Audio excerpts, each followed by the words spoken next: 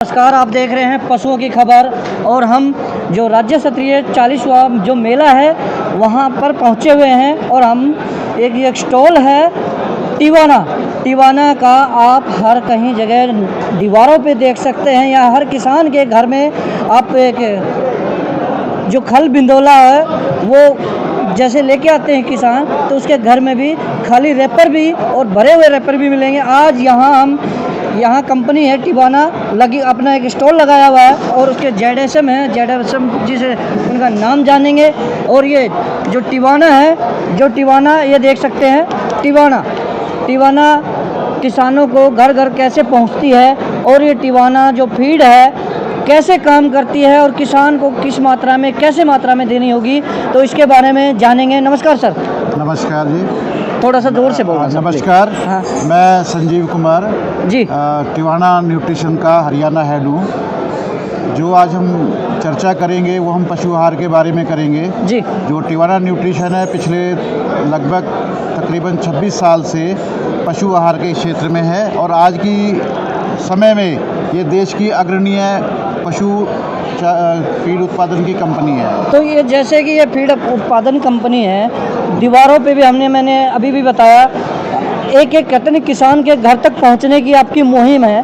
तो ये कैसे काम करती है, और कैसे कैसे किसान को कितनी मात्रा में देनी होती है। और एक आपकी मैंने अभी बुक देखी थी, बुक दिखाएंगे एक बार भाई साहब। जैसे पशु कई बार जेर नहीं गिरता है या हीट में नहीं आता है, ये देखिए मैं एक किताब दिखाऊंगा। ये टिवाना की एक बहुत बढ़िया बुक है। अगर ये किसान के हर दरवाजे तक पहुँचे ये बुक, तो किसान को कहते हैं कि बड़ी आसानी से अपना प्री ट्रीटमेंट कर सकते हैं। और ये टिवाना क्या काम करती है उसकी संपूर्ण जानकारी संजीव जी देंगे। संजीव जी, कैसे काम करती है? जो हमारा जो उद्देश्य वो ये है कि जो पशु है उसको एक संतुलित खुराक मिलनी चाहिए। जो भी खुराक है उसमें 3 उसके हिस्से होते हैं। अगर किसी भी खुराक को हम अपनी भी खुराक देखें, और या पशु की खुराक है, कोई भी खुराक है किसी भी जीवित प्राणी की या इवन पेड़ पौधों की भी, तो उसमें खुराक के 3 हिस्से होते हैं: कार्बोहाइड्रेट, प्रोटीन और फैट।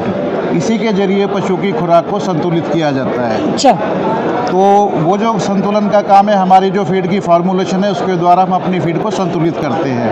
अब प्रश्न ये उठता है कि हम पशु को कौन सी फीड दें। हाँ। देखिए, जो भी पशु है हमारा वो एक जैसी अवस्था में नहीं रहता है।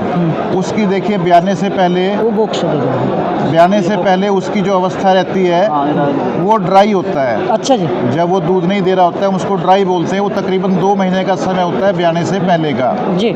ये देखिए मैं दिखाऊंगा कि अपने संजीव जी हैं, उन्होंने ये एक बॉक्स बना रखा है कि किसान किस मात्रा में कौन सा फीड है, ये जो ये खल बिंदोले जैसी चूरी होती है कैसे मात्रा में देनी होती है, ड्राई पीरियड में कौन सा होता है, मिल्क पीरियड में फ्रेशनेस, ये जो है देखिए, ये देख सकते हैं फ्रेशर जो पशु होता है उसको कैसे दिया जाए, और ये 10,000 क्या चीज़ है। और ये देख सकते हैं T20 ड्राई, और ये ड्राई, ये सारी चीज़ें यहाँ पर हैं कि किसान को कैसे सरल भाषा में समझाया जाए, और उनको कौन सा फीड है या सप्लीमेंट है या कैसे दिया जाए।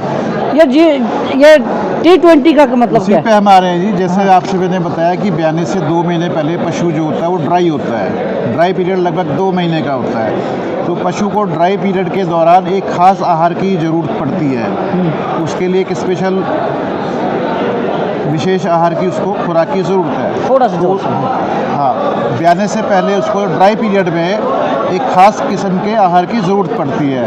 तो उसके लिए हमारे पास में एक फीड है T20 ड्राई, जो इन्होंने आपको दिखाया है। हाँ, ये तो ब्याने से आपको 2 महीने पहले का जो ड्राई पीरियड है उसके अंदर हम उसको ये 2 फीड देते हैं। 40 दिन हम देंगे ड्राई बोविन, और उसके बाद ब्याने से 20 दिन पहले उसको T20 ड्राई ये वाला फीड दिया जाता है। तो इसका क्या फ़ायदा होगा? इसका फ़ायदा ये है कि जो ब्याने के टाइम पे जो समस्याएं आती हैं, सारे हमारे जो पशुपालक भाई है वो जानते होंगे, उनको इस चीज़ों से 2-4 भी होना पड़ता होगा।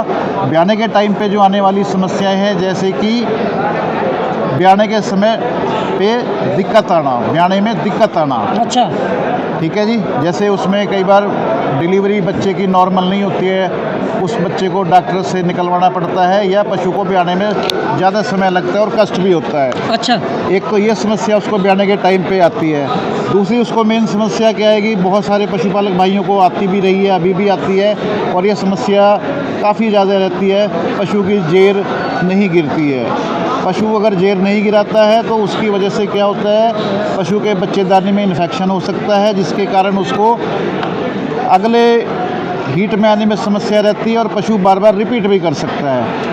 एक ये समस्या हो गई है जी। ये देखिए, ये जो बता रहे हैं संजीव जी, ये यहाँ पर तस्वीरें दिखाई गई हैं और पूरा एक चार्ट है, और चार्ट के माध्यम से किसान को सरल भाषा में समझाया गया है, और अपनी कहते हैं कि मुखवाणी से भी किसानों को समझाने का प्रयास करते हैं। क्या आप कहीं किसानों के लिए कैंप वगैरह का भी आयोजन करते हैं? हमारे पास जिससे कि वो आके आपसे समझ सके सरल भाषा में कैसे? हमारे पास में हर ज़िले में हमारी टीम है, और इवन जिला ही नहीं, तहसील लेवल पर भी हमारी टीम, ब्लॉक लेवल पे, ब्लॉक लेवल नहीं, तहसील लेवल पे कार्यरत है। एक ज़िले में 3 या 4 तहसील हैं, तो उतने हमारी कंपनी के वहाँ पर अधिकारी मौजूद रहते हैं। उसकी हम क्या करते हैं, हम जागृति लाने के लिए और उनको जानकारी देने के लिए पशु आहार से संबंधित न्यूट्रिशन के बारे में पशुपालकों को जानकारी देने के लिए हम जो है फार्मर्स की गोष्ठियाँ, मीटिंग, ये सब आयोजित करते हैं। अच्छा।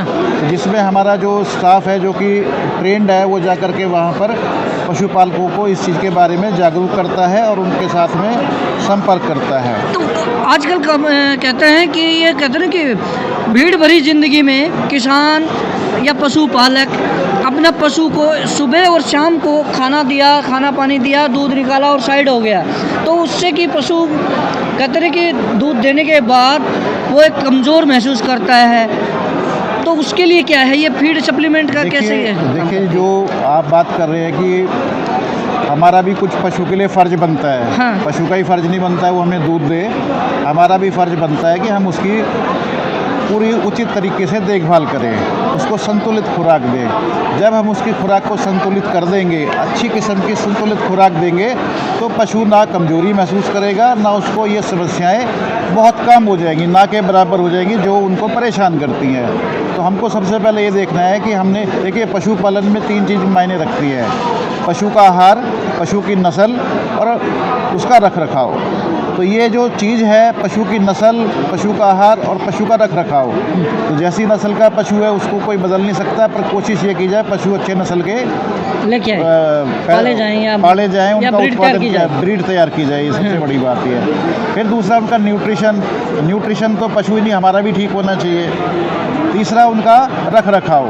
तो हमने देखा है कई हमारे पशुपालक भाई क्या करते हैं, पशु अच्छी नस्ल का ले रहे होते हैं लेकिन उनका आहार ठीक नहीं रखते हैं, उसके कारण भी पशु उनको पूरा मुनाफा नहीं देता, उसका उत्पादन पूरा नहीं आता है। कई बार क्या होता है, पशु भी अच्छी नस्ल का है, आहार भी अच्छा है, लेकिन रख रखाव ठीक नहीं है, उसके कारण भी पशु जो है कई समस्याओं का शिकार हो जाता है, जिसका उनको इसके जो दूध का उनका उत्पादन है वो पशु का घट जाता है और उनको उसमें आर्थिक रूप से नुकसान होता है। अच्छा संजीव जी, जैसे आपने नस्ल का बात करी, पशु आहार की बात करी, अगर एक पशु को कितनी मात्रा में आप ये दे सकते हैं? देखिए, इसका जो दुधारू पशु के लिए इसकी अलग खुराक है। हाँ। जो पशु दूध दे रहा है, जैसे गाय में हम देते हैं 1 लीटर पशु दूध उत्पादन के लिए 400 ग्राम। ये 400 ग्राम 1 लीटर दूध के लिए। जो देखिए, जैसे मैं आपको बताता हूँ, 10 लीटर का दूध दे रही है कोई गाय, उसको ये 4 किलो तो ये फीड लगेगा। एक 10 किलो वाले को 4 किलो लगेगा, और इसमें हम 1 किलो और जोड़ते हैं जो उसके शारीरिक विकास के लिए हम उसको रखते हैं, तो यानी कि उसको 5 किलो लगेगा। तो ये जो 5 किलो है, हम उसको शरीर में दिन में 2 बार बांट के देना है, 2.5 किलो के आसपास। भैंस में ये रेशो बदल जाएगा। भैंस में 1 लीटर दूध के लिए 500 ग्राम फीड देते हैं। अगर 10 लीटर की भैंस है तो उसको 5 किलो फीड हो जाएगी, प्लस 1 किलो हमने उसके अंदर और जोड़ना है उसके शरीर के मेंटेनेंस के लिए। तो ये संजीव जी ने बताया कि एक पशु को कितनी मात्रा में ये फीड देनी चाहिए और कौन कौन से, जैसे ड्राई पीरियड के लिए अलग फीड है और ये जैसे फ्रेशर है उसके लिए दूध देने वाला, ज़्यादा दूध देने वाला, उसकी पूरी क्वांटिटी के बारे में संजीव जी ने बताया। फिर ये किसी नए डेयरी फार्मर या किसी एक्सपर्ट के साथ मिलेंगे, तब तक के लिए नमस्कार, जय हिंद, जय भारत।